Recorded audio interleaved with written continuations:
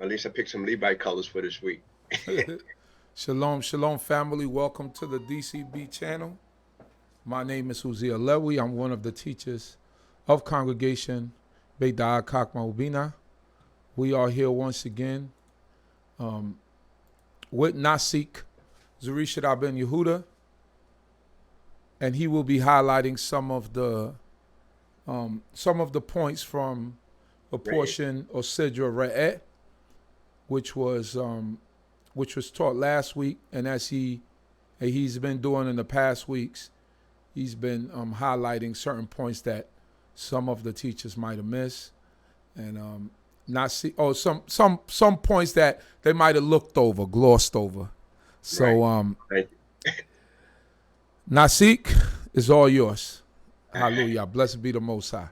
I think, first of all, let's give praise to the Supreme Eternal Universe, God, my forefathers, Abraham, Yitzchak, Yaakov, and due respects to, the leadership of D.C.B, Chief Prince Ariel, and thank the brothers of D.C.B and also Chief Fools for taking the time out of his busy work week. I know secretary, the root word for secretary in English is secret, so you got a lot of stuff you be holding down. So I know you be kind of busy. Also, to all the other teachers at D.C.B and around mostly the metropolitan, around the globe. Let's say Shalom Aleichem and early Shabbat Shalom and Rosh Chodesh.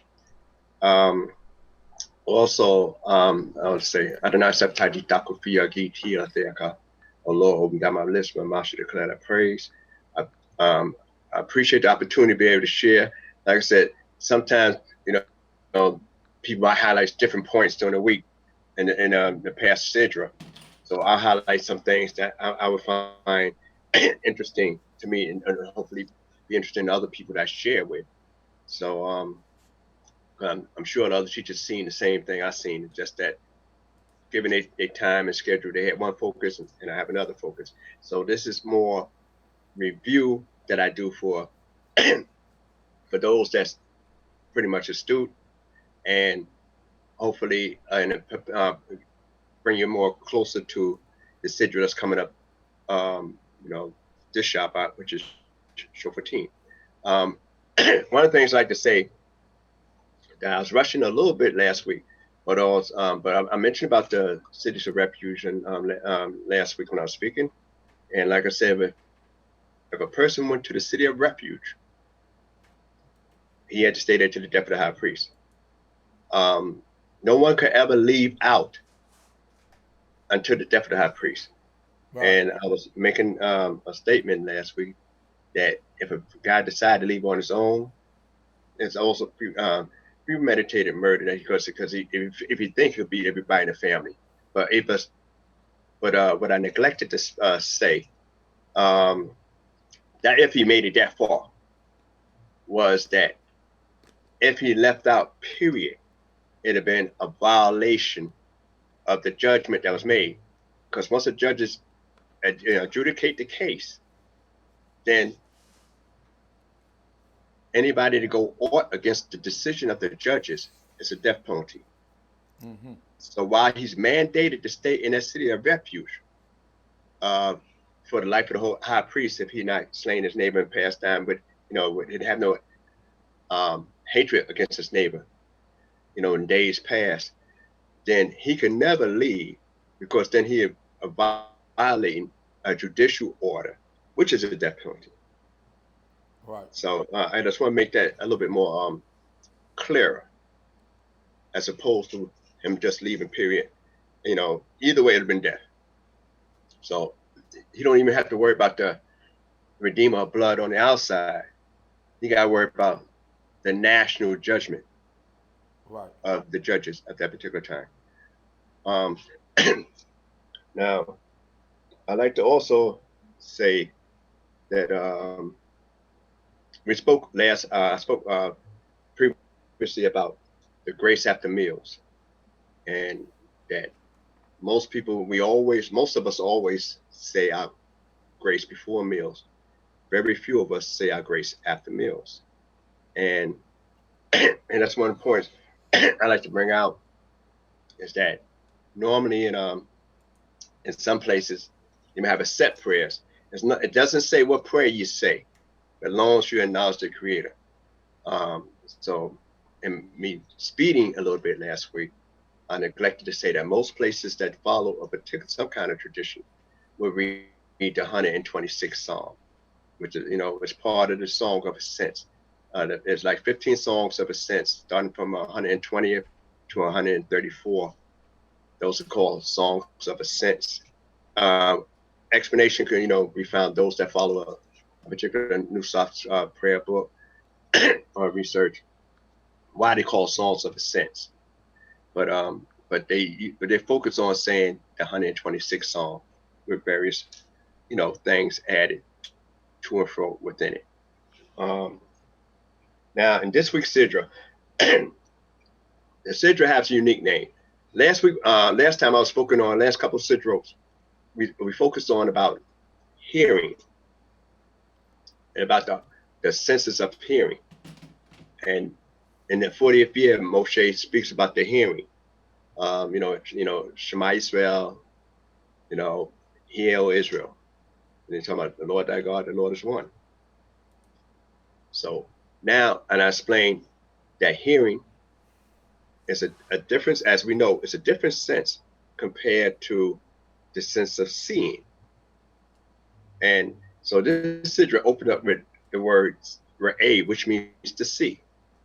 And not only, it don't mean like if I say I need Ra'eh, I'm seeing something. But if I say Ra'eh, I want you to really see this emphatically. So more of a command to see this. Okay. And that means that it's within your capability. So I like to just go from the beginning of the Sidra just a little bit. That's going to be my focus. That's not going to be my focus on the whole thing. But as a matter of fact, before we go to the beginning, let me just, I wrote down some of the things that's within this particular Sidra. The Ra'eh contains destruction of places of idolatry, prohibitions against private altars, prohibition against eating blood, attitude towards false prophets and seducers or dreamers, prohibition of mistreatment of a stranger, abuses, clean and unclean animals, tithing, the year release, the Shalosh regularly in 3 pilgrimage times. So I'm not going to cover all, I'm just going to focus on one particular aspect of it, but I'd like to bring out some things in passing. I'm also going to focus on the 13th chapter of this particular Sidra, starting with the second verse. But right now, I would deal with the opening of Ra'eh. So if you're prepared, I'm prepared. Okay. Deuteronomy chapter 11, verse 26. Yes. Behold, I set before you this day a blessing and a curse. Okay. Let's stop. You can stop right there. Now, in the Hebrew, it goes Ra'eh Anoki no Tain, Lifne Ken Hayon, Raka U Kalala. All right. Now, the word to use as set or place is give. And which is no tain, which is almost similar to when I spoke last week about equer, for us to heal, but they use it and it as because or if. So now it's if we were to look at it by the literal translation, and see, I give you, what I mean, instead of set, I'm giving it to you. But the English, they like to say placing it almost as a gift. So why would a person want to give you both, blessing and a curse? That's something to think about and consider. But one of the faculties, and I was hinting at it earlier, is that when you see something, seeing is a different sense as opposed to hearing. You see the entirety of a thing. Right. The whole thing. So once you see something, since you see the entirety, You no longer focus on particulars. But when you hear something, you focus on the particulars and then try to contemplate intellectually on the entirety. So in other words, if I see a particular 3 cars road going down the street, I seen 3 cars. Right. So now I seen the entirety of 3 cars coming down the street. But I might not became particular about, was this a Mazda? Was this a Caddy? Was this a BMW? Those are the particulars. But when a person hears something, then they focus on the particular first, because they say, I can't see this, so I got to focus on every little word, and then I try to grasp it and intellectually let it make sense in its entirety. So hence, at Exodus the 20th chapter, it said, when the Creator got ready to speak, it said, the people saw the thunder and the lightning and the mountain smoking. Now, we could see lightning, we could see smoke, but when it said they saw the thunder, how do you do that? What kind of revelation is that? But they perceived, they saw and they perceived. But what Moshe say? You saw no similitude, you only heard a voice. Right. So now, he constantly drilled in, you saw no similitude of the Creator. You only heard a voice, but they seen thunder. But when I tell you about the hearing of a voice, that's the particular. You understand, and you know that you follow the particular of it. And the scene, you saw the entirety of it. And the combination of both of those together, you grasp the understanding. So now, when he said, I set before you, a blessing and a curse, and he tells you, which one to take. And I'd just like to finish just a little bit of that right quick. I'm not going to focus that much on there. You could continue, Chief. Hallelujah. Verse 27. The blessing if ye shall hearken unto the commandments of Yahuwah your God, which I command you this day. And the curse if ye shall not hearken unto the commandments of Yahuwah your God, but turn aside out of the way which I command you this day, to go after other gods which ye have not known. And it shall come upon. All right, that's good. All right. So he elaborates on the consequences on it. But I'm just going to go just a little bit more and bring out this other point in the same chapter. Pick it up from the 29th verse. From the 9th verse? 29. 29th verse. Yes. And it shall come to pass, when Yahuwah thy God shall bring thee into the land whither thou goest to possess it, that thou shalt set the blessing upon Mount Gerizim and the curse upon Mount Ebal. Right. Are they not beyond the Jordan, behind the way of the going down of the sun, and the land of the Canaanites that dwell in the Arabah, over against Gilgal, beside the turbines of Moreh? Okay, I'm going to stop right there. Now, later on, they're going to come up, they're going to tell you those 2 mountains, Gerizim and Ebal. And he said, put a curse, set the curse, right? Set the blessing upon Mount Gerizim and the curse upon Mount Ebal. Now, and those that we read find out later on that 6 tribes supposed to be on, one side, right, reciting in the curse, and 6 tribes another. And they was chosen by the Creator, not so much, by Moshe. And that's another lecture within itself. Why these tribes over here and why those is over there.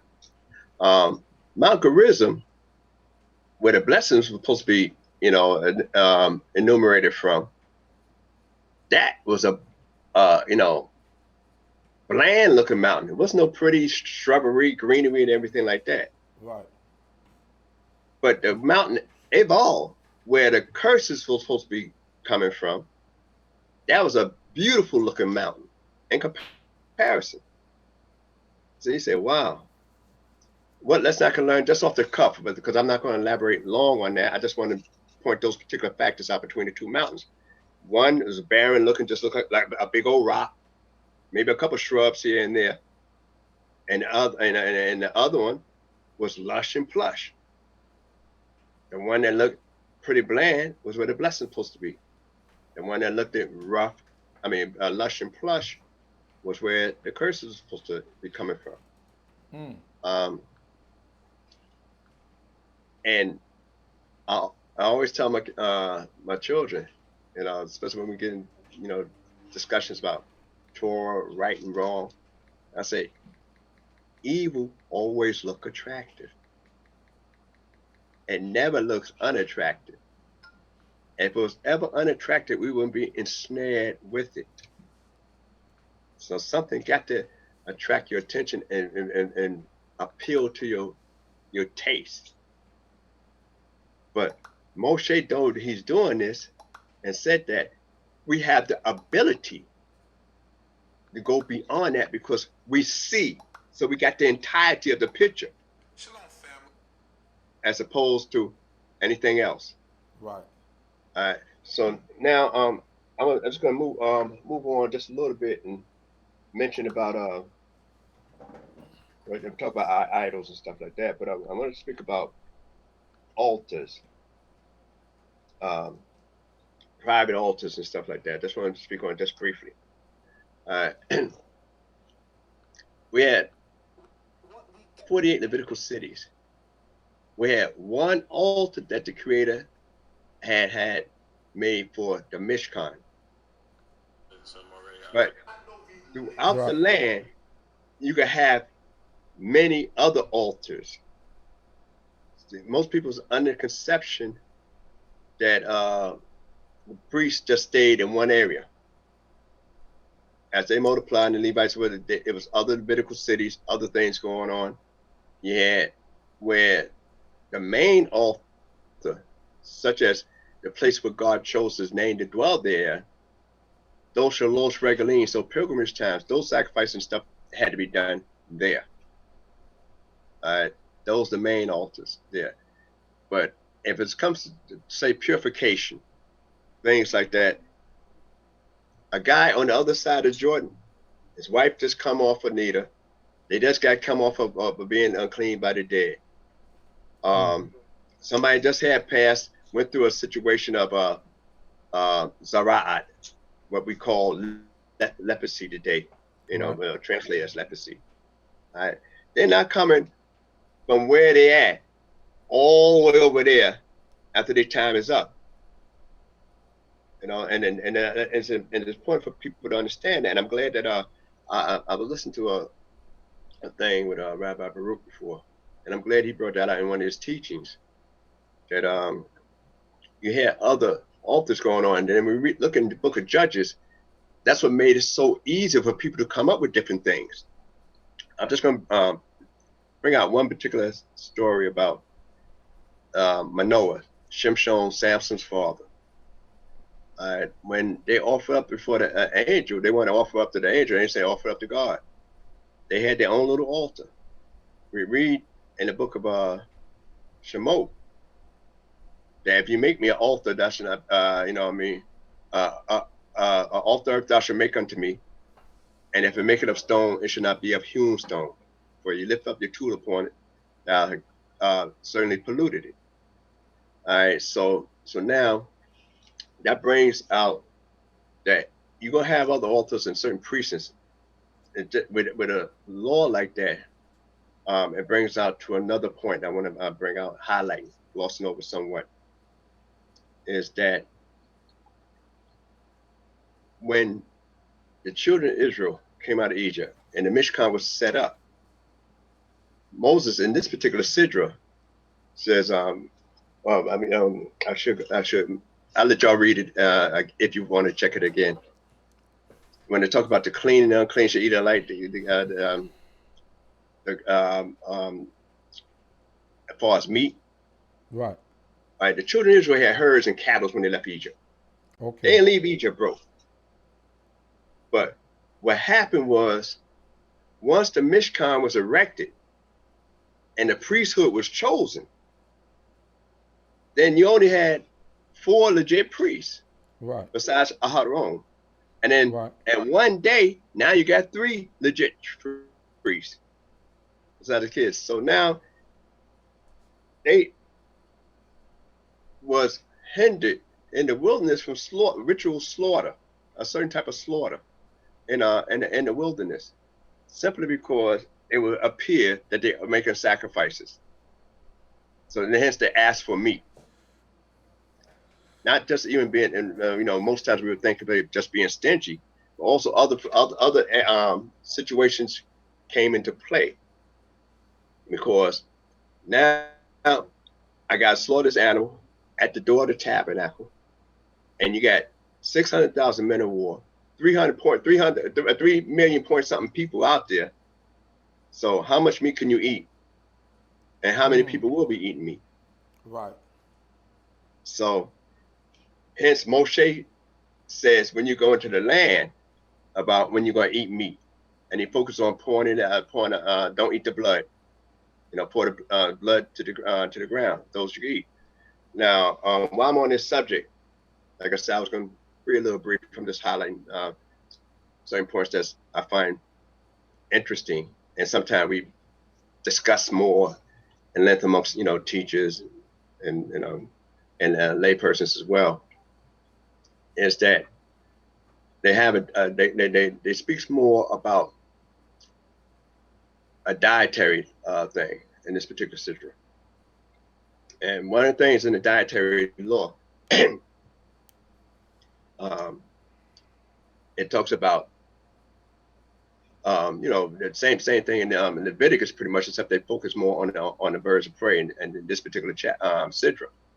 But one of the things I asked my son and different people, I said, how do we know that this dietary law come from the Creator and not man making this up? Because we always hear the thing about man come up with these ideas, man come up with this kind of thought.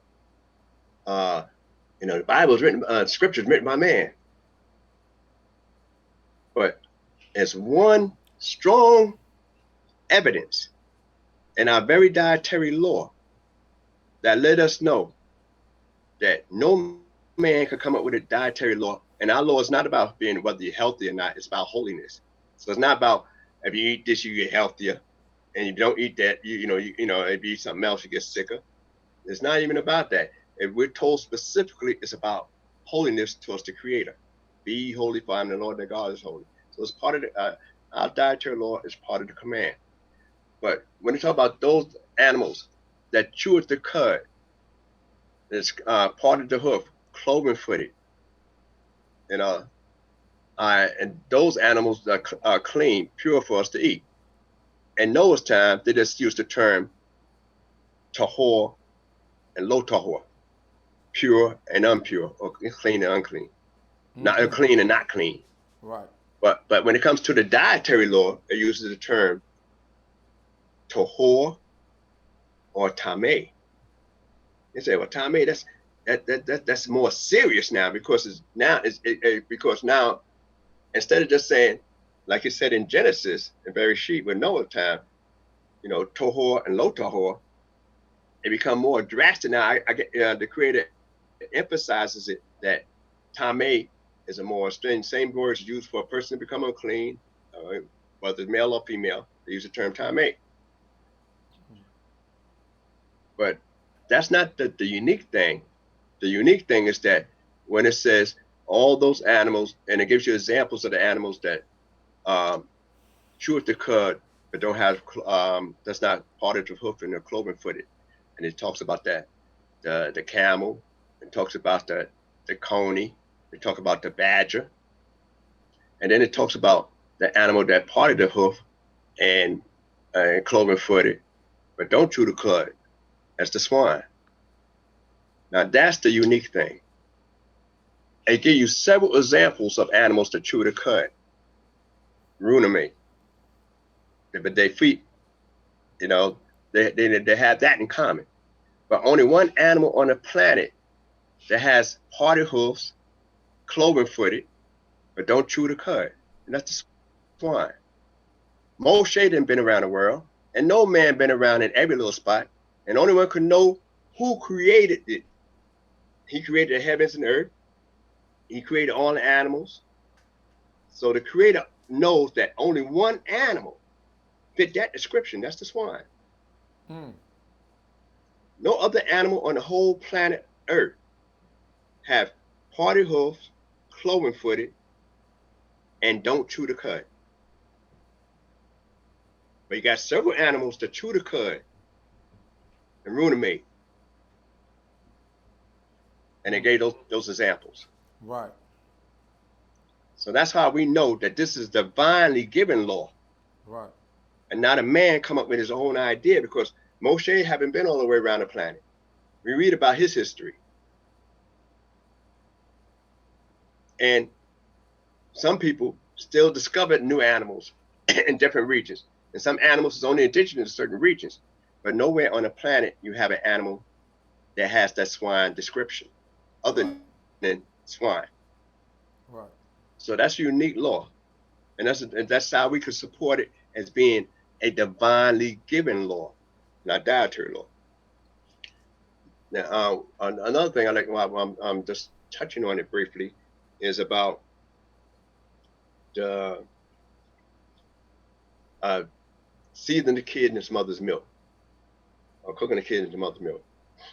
Now we know rabbinic law, and I'm talking about those that follow rabbinic approach. See, that means you don't eat meat and dairy together. They if you eat meat, depends on what custom you follow, you wait 4 or 7 hours. Some places might even be short. I had read. But if you ate dairy first, just a moment later, then you can eat basar. Now, that is only a rabbinic edict and not a biblical edict. You'll find that in Tanakh. So, I discussed this with a couple of people, in the past, Israelites that follow that, and then Jewish people that follow that stuff, and one of the areas that I discussed, in there, in that sense, is that your stomach is still going to be in the same stomach, in that area. Right. But one point I like, I like to focus on. So that's something they use as a safeguard. But I share this information. Being nomadic people out there as nomads, your herders, your shepherds, you're moving about. Milk is substantial for the animals that need the milk and only can suckle milk, and they can't really graze that well yet. But water is essential to everybody, animals and human beings alike.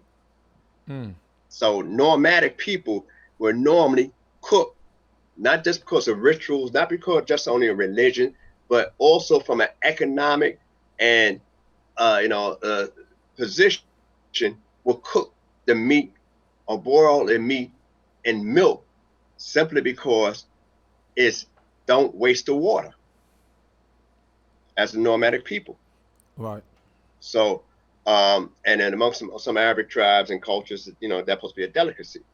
Now, rabbinically, they would say, okay, there's three places mentioned in Torah, and they give it, talk about deriving no benefit from it. I'm just sharing this information for both sides because I know some Israelites, follow that and some don't. But even if, those that don't, at least we would be strong enough to say, I understand your viewpoint, and I know that it's not a Torah-based viewpoint.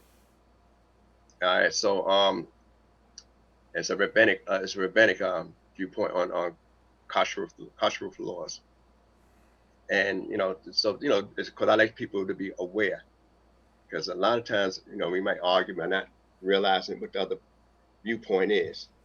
Also, milk supposed to represent life. Now, people that's in the medical field would know that milk is just it's actually blood. That's what the milk is. That's what milk is actually blood. But it's blood that's susceptible, if it changes, go through a process.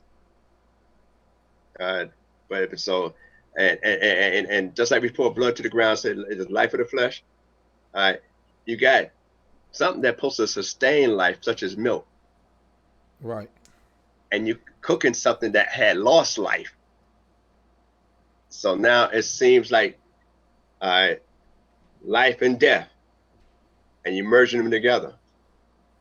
Right. So that's just things I'm just throwing out there. Not saying that I'm advocating that people follow a particular dietary system that's rabbinical or not.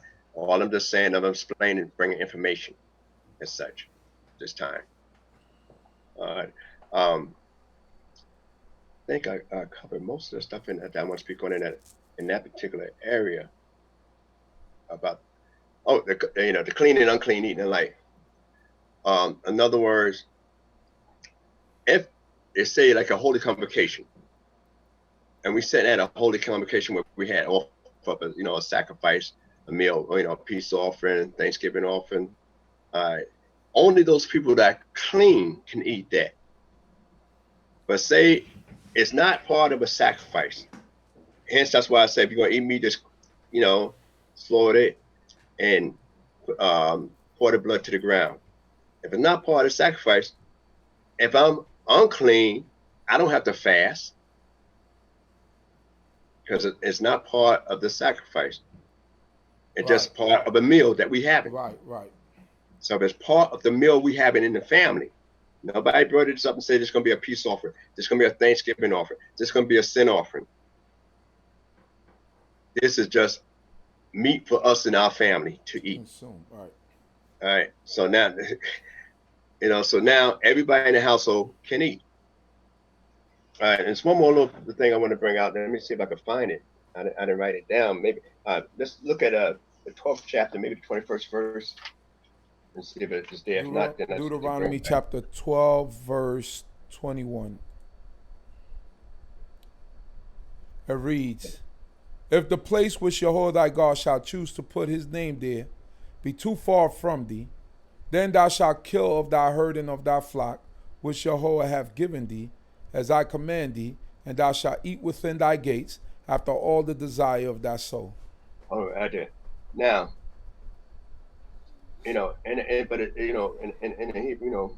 as I commanded thee. Now, I just want to focus on that one thing, as I commanded thee. What did he command thee, in that area? So this where, and I just want to bring this out just for some people, like, I like venison. I mean, with me personally. All right.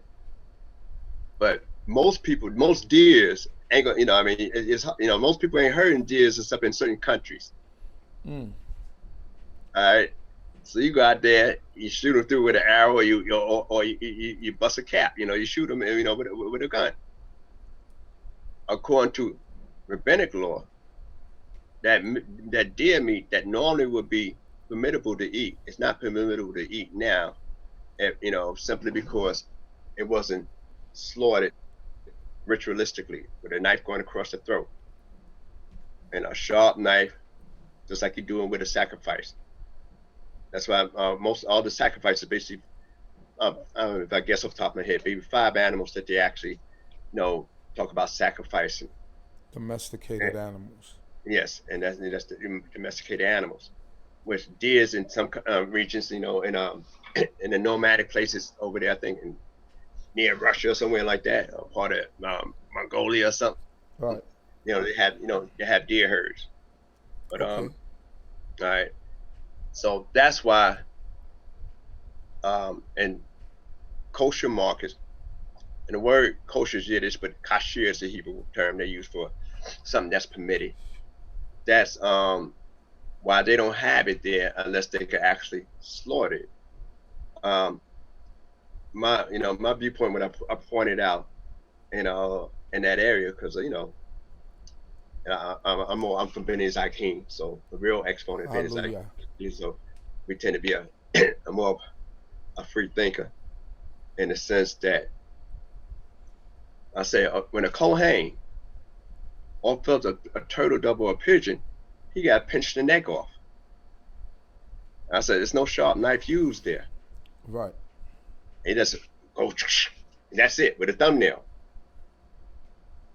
So now, if that's not considered clean, kosher, and it's being used as an offering, then why he offer it? But yet, a chicken, according to rabbinic law, must be slaughtered, and any fowl got to be slaughtered. Only one that's don't fit the category is fish. I just want to bring those things out for people to be stronger, and that's right, in positions. That's because right. he tears a bird asunder. He even wring their neck off. He don't use a knife on it. That's right. So and they take this here, that one little verse there in the scripture, and it's the only one in the scripture like this, as I commanded thee, and they'll say, what did he command how to slaughter? So I figured out, those people might want to highlight, that in their, in their mind, being that they're going to be every people doing the individual slaughters when they get in the land again. So now I think I did enough of that. I'm going to the 13th chapter, second verse, and that's what I'm going to focus on for this tonight. And if I've been a little long for y'all, I apologize. I just want to make sure I share some points. We're in the book of Deuteronomy, chapter 13, verse 2. Hallelujah. Hallelujah. If there arise in the midst of thee a prophet or a dreamer of dreams, and he give thee a sign or a wonder, and the sign or the wonder come to pass, whereof he spoke unto thee, saying, let us go after other gods which thou hast not known, and let us serve them, thou shalt not hearken unto the words of that prophet or unto that dreamer of dreams. For Yehudah your God putteth you to proof, to know whether ye love Yehudah your God with all your heart and with all your soul. Right there. Now, there's several things interesting in this particular topic. That's why I wanted to focus on here, and out this particular section of A. And not to be too much redundant, but it talks about if there arise amongst you a prophet or dreamer of dreams. Now, nothing wrong with a person being a prophet, because a prophet, the word prophet, is a spokesman, nabi, and it also means one that brings things. Mm-hmm. A bringer of things. Right. So that saying shorish means to come, and also means to bring. Right. The root of it. All right. So now, and we know a dreamer. You talk about many people having dreams. You read about from the patriots, outsiders. Laban, Abimelech, Pharaoh, Nebuchadnezzar. We read about different dreams in the book, with different people. Right. But it's one amongst them amiss. That means that Muhammad could never come over here to the nation of Israel and say, I came for God, and I'm telling you what you need to do. And I say it like this here, and the reason I brought that out, not to come on against Islamic believers or anything like that. My point is that I'm trying to stress here is that when the brothers are reading in the book of Isaiah, Cyrus is called the shepherd of the Creator, and he's called the anointed. That's right. And he didn't tell us, he said, all those who wish to go back. to build a house of the Creator. Now, not that he's going to go there and worship. We don't have no idea, and not a thing where he have to worship the Creator at all. Right. But that was part of our emancipation. So, I mean, so Muhammad was good for the Arabs and other people. Right. But we had Moshe, and we had other prophets that came up. Right. So, therefore, now it's talking about one that's of your brethren and not a stranger. Even Yithro, who was Moshe's father-in-law, gave him some advice and told him to check it out, if it's okay with the Creator. That's right. So now, what's even more mind-boggling is that the Creator giving this to us as a test to see. He already know. So who's the information is for? Who's this newfound knowledge is for? It's for us ourselves. It's not for, the Creator. It's for us to prove. And then you say, well, okay, why, if you want to prove us, why he give the dreamer or the prophet so much power to be able to do that and convince me? Hence, we go back to Re'eh, see, and the word no thing, given or place or set. That you has the authority, to make the right decision. Is him predicting something to come to pass, and he tell you to serve other gods, and he that come up with a dream and say, wow, it's fantastic, and it convinces you to serve other gods.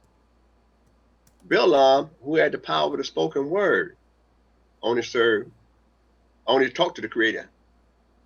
That's all he did, and he said that was his God. So the thing is, when we look at that prophet or that dreamer of dreams, and they give you a sign and wonder, which I don't want to, just to tack on to next week, and what I said earlier, is that when a judge make a decision, if you challenge that decision, it's a death penalty. You do anything other his decision, once the decision is made, it's a death penalty. Right. But a prophet, and he said he's a prophet of God, or a dreamer, and he got this divine dream, we could challenge the prophet or dreamer a dream. Right. And he gave us a sign and a wonder, and the sign and wonder come to pass. And the Creator said, yeah. But who allows it to come to pass? So therefore, since the Creator allows it to come to pass, then it's for us to say how much we love God and how much we love the Creator. The thing is, you can learn about the Creator from your parents. You can learn about it from your friends. But when you learn about them for yourself, have that personal experience for yourself, no one will ever turn you away, because you have a personal relationship with the Creator. No matter how wonderful they are, no matter how great they are. Now, a prophet might do something for a time and say it is correct for the benefit of the Creator, such as you read where Eliyahu, when he had the contest with the prophets of Baal, the temple was still standing. It was not destroyed. But where he had his sacrifice at, on Mount Carmel, Right. which was really would have been an outlook to do that. Excuse me one moment, sir. One moment. No problem.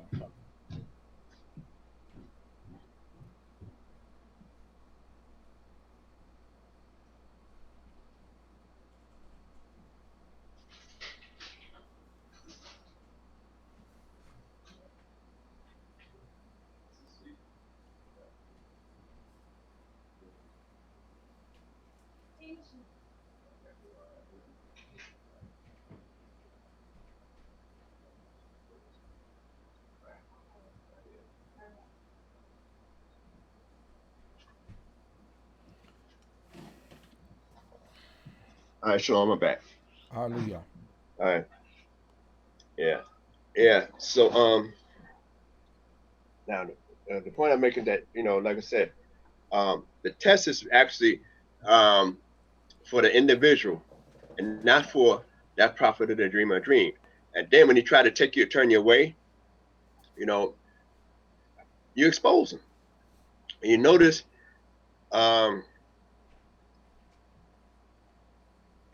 your parents, and a lot of times, we cannot hold judgment over our parents, but somebody else can. Mm-hmm. In the sin of the golden calf, Moshe said, "Every man slay his brother." You know what I mean? Right. It's near kin. For us, for brother and stuff like that. That's close together, but never mention mother and father. Right. Because you don't have that jurisdiction over them. If somebody else could, right, but you can't. So you won't be violating the command. But it's interesting that the creator will use that to check you out, and that's a tempting thing right there, because you'll be amazed at a person's power, because he should give you a sign and wonder.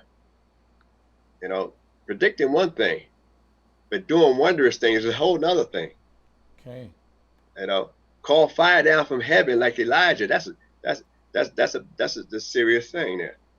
Right. So, one day I'm just gonna read just a little bit more of that, and then I'm gonna just transition out. And chapter 13. Yes. Verse 5. After Yehudah your God shall ye walk, and in him shall ye fear, and his commandments shall ye keep. Unto his voice shall ye hearken, and him shall ye serve. Unto him shall ye cleave. Keep going. And that prophet or that dreamer of dreams shall be put to death, because he has spoken perversion against Yehudah your God, who brought you out of the land of Egypt, and redeemed thee out of the house of bondage, to draw thee aside out of the way which Yehudah thy God commanded thee to walk in. So shalt thou put away the evil from the midst of thee. If thy brother, the son of thy mother, or thy son, or thy daughter, the wife of thy bosom, or thy friend, that is as thine own soul, entice thee secretly, saying, Let us go and serve other gods, which thou hast not known, thou nor thy fathers, of the gods of the people that are round about you, nigh unto thee, or far off from thee, from the one end of the earth even unto the other end of the earth. Thou shalt not consent unto him, nor hearken unto him, neither shall thine eye pity him, neither shalt thou spare, neither shalt thou conceal him. Okay, hold it. Okay, that's good enough. That's good enough right there. All right. You notice who they left out? Your parents. That's right. And it's really interesting thing. That your parents is actually your first deities. If it's like any stronger word. And the thing is that's who you looked up to. That's who you seen that your world was around them. And no matter how old you get, it's never above your parent. So that kind of respect. But it said the wife of your bosom, and it says don't conceal. You got to speak about this thing. So it's about, are you a snitch, or are you in the information business? Those things to consider. All right, so now I'm just going to just transition out. That's all I want to speak on in Devarim, except that this particular Sidra, Re'eh, tends to come up usually either on Rosh Chodesh or either the Shabbat before Rosh Chodesh of the month of Elul. Elul, which is what we into the 7th month, which we into right now. 6 months, excuse me. The 6th month, which we into right now. And this is 6 months from the Exodus, counting from our ecclesiastical calendar. And one of the things, they use it as an acronym, which is Ani Ledodi Wedodi Li. I am to my beloved, and my beloved is to me. That's taken from the book of Song of Songs, around the 6th chapter, maybe the 3rd verse. I might be off 1 or 2. It's in the 6th chapter of Song of Songs. And one of the things is that traditionally they on this Rosh Kodesh, they read the book of Psalms, they blow the shofar, and when they blow the shofar, you blow the shofar on Rosh Kodesh anyway. So your new moons, your holidays, those that read, and the trumpets that was made, the trumpets that was blown and made in the book of Numbers, around 10th chapter.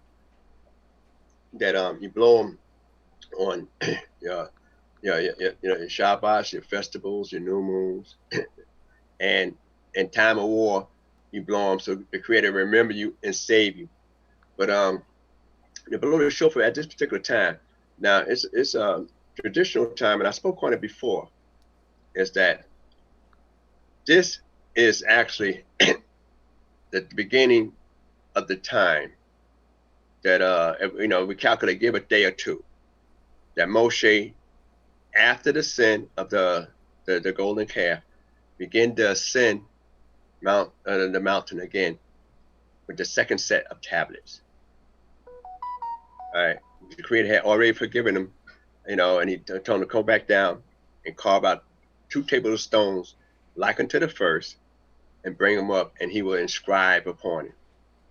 So hence, when he goes up around the Rosh Kodesh, he's didn't come back down. 40 days would be Yom Kippur. Right. All right, which is the day that we actually atone for our sins.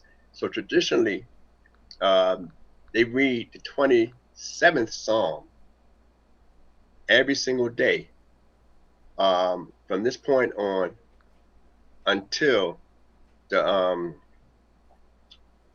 until Shemini Atzeret. I brought another point out. I might share. Okay. All right, Shemini Atzeret, which is the day after 7 days of dwelling in booths. But they read that particular psalm because of what it contains. So I leave that for people to just do their own reading. They do it daily. You might hear the shofar blown, especially up in New York. You don't hear it too much down here, but in Florida. Right. But in New York City, you can hear the shofar blown, every morning, every single day. Especially those that live near Crown Heights, those that live maybe in Williamsburg section, those that might live in Borough Park, on a continual basis, as for preparation, as a warning that this time when Moshe go up those tablets, that y'all remain in a repentant state and a state of holiness, because he just got through praying 40 days and 40 nights, not only for the people but for Aaron himself. Then he going up. So, and if you calculate basically from the 3rd month Siwan to Yom Kippur, you basically got 120 days, give or take a day or two. Give a day down here getting things together, going back up. Day down here, day taking care of things, going back up. So when you do that, you basically got 120 days from that time, almost a day each day for Moshe's life, which was 120 years. So I figured that's interesting. Also in this particular Sidra, they bring out interesting points in the 16th chapter talking about, matter of fact, I just go there just for a moment, just read that 16:1, a little bit, Chief. That'd be it. Deuteronomy chapter 16, verse 1. Yes. That's what you're looking for? All right. Hallelujah. Okay. Observe the month of Abib and keep the Passover unto Yehudah thy God. For in the month of Abib, Yehudah thy God brought thee forth out of Egypt by night. And thou shalt sacrifice the Passover offering unto Yehudah thy God of the flock and the herd, in the place which Yehudah shall choose to cause his name to dwell there. Thou shalt eat no leavened bread with it. 7 days shalt thou eat unleavened bread therewith, even the bread of affliction. For in haste didst thou come forth out of the land of Egypt, that thou mayest remember the day when thou camest forth out of the land of Egypt, all the days of thy life. And there shall be no leaven seen with thee in all thy borders 7 days. Neither shall any of the flesh which thou sacrificest the first day at even remain all night until the morning. Thou mayest not sacrifice the Passover offering within any of thy gates, which Yehudah thy God giveth thee. But at the place which Yehudah thy God shall choose to cause his name to dwell in, there thou shalt sacrifice the Passover offering at evening, at the going down of the sun, at the season that thou camest forth out of Egypt. And thou shalt roast and eat it in the place which Yehudah thy God shall choose, and thou shalt turn in the morning and go unto thy tents. 6 days shalt thou eat unleavened bread, and on the 7th day shall be a solemn assembly to Yehudah thy God. Thou shalt do no work therein. All right, you're going to stop right there. That'll be it. All right. Now, two things I'm going to bring out. We read the 3rd verse. And the 3rd verse, just read that one more time, then go back to the 8th verse. Thou shalt not eat no leavened bread with it. 7 days shalt thou eat unleavened bread. Therewith that's right. Okay, that's 7 days, that's leavened bread. All right, the 8th verse says what? 6 days thou shalt eat unleavened bread, and on the 7th day shall be a solemn assembly unto Yehudah thy God. Thou shalt do no work therein. All right, two things in this 8th verse. One, is used the term. It used 6 days. It don't say 7, but you read, a few verses up, 5 verses up, pretty much. All right, and then it used in Hebrew, 7th day of Shemini. We always know about Shemini Aseret, but also here it says Shebi'i Aseret in this particular 8th verse. So on the calendar, after the 7 days of Sukkot, dwelling in booths, the 8th day is called Shemini Aseret. Here in this particular Sidra, this is the only time you read Shebi'i Aseret that I know of. And you never really see it on the calendar as such, but you see it, it's in the Hebrew as such.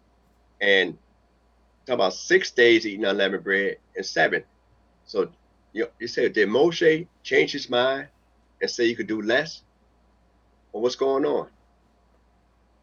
Pesach comes in that night, 14 between the evenings, which it becomes the 15th day. So if we was in the land, and we got to remember what time we're talking about as we get ready to go into the land, because there's no harvest going on in the wilderness. That's number one. Right. They're picking up manna every day that the Creator's feeding them. So any grain of bread they have is pretty much going to be made out of what they have, which would be manna. And they could bake it, they could boil it, they could fry it, whatever they want to do. It tastes like whatever they want it to taste. So what's this difference between the 6th and the 7th?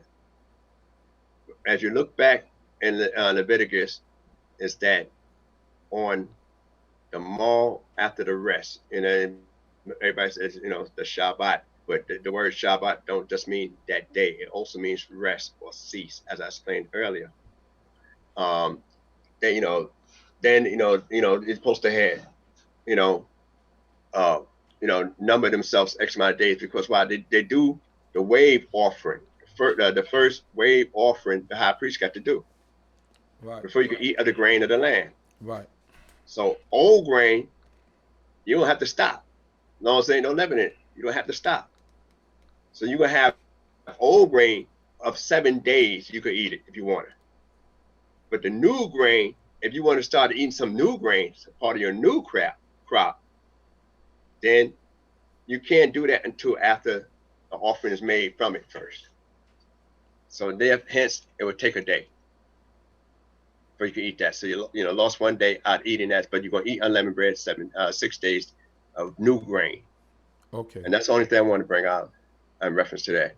And also, like I said, in this particular month, like I said, this is time to try to make apologies, get right. They got 10 days of penitence. Most people start the first Yom Teruah, which Rosh Chodesh is the 7th month, and they do that 9 days on the 10th day, which is Yom Kippur. You're there. When you come to Yom Kippur, it's not about apologizing to any individuals. It's about apologizing to the Creator. And but before that, you got plenty of time to get right and apologize to different people around it, around areas that you might have difficulties with, and they don't accept it. All right, you did your part. And one thing we got to be careful is, especially as leaders and teachers, is that you always got to care what people think about you in order for you to be, a good leader, a good teacher. Because people don't care about how much you know. They only want to know about how much you care. So I hope you got something out of what I said tonight. It was longer than I planned on being, but any mistakes been my own, and I appreciate, everyone's time. Hallelujah. Toda Nasik for coming on again and highlighting these certain points. Definitely informative, and it brings understanding and wisdom to all of us. So shalom, shalom. Have a blessed Shabbat. May the Most High God bless you. Rosh Kodesh also to you. Shalom, shalom. Shalom.